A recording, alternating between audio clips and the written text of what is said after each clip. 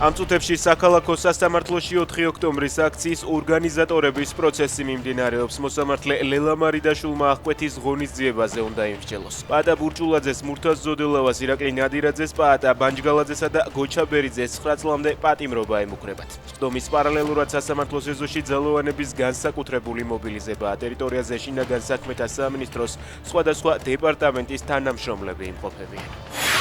შინაგან საქმეთა სამინისტრომ პროტესტის მონაწილეების დაკავებები დაიწყო. 4 ოქტომბრის აქციის 13 მონაწილე დროებითი მოთავსების იზოლატორებში ბრალის წარდგენის მოლოდინში არიან. მათგან 4 ერთიანობა ნაციონალური მოძრაობის წევრია, დაკავებულებს შორის ერთი 47 წლის ქალია. გამოძიება რამდენიმე მუხლით მიმდინარეობს. შინაგან საქმეთა სამინისტროს ინფორმაციით ეძებენ კიდევ 2 პირს, რომლებიც მიმალვაში არიან. დაელოდონ ჩვენს მეთოდურ და სისტემურ მიდგომებს. კობახიძე რუსთაველის პროტესტის მონაწილეებს ემუქრება. ოცნების პროპაგანდისტული რუსთაველის ეთერში მან იმ მოქალაქეებზე ისაუბრა, რომლებიც პარლამენტთან ყოველდღიურად იკრიბებიან. ნული თანაგრძნობა ამ ადამიანების მიმართ, თქვა კობახიძე.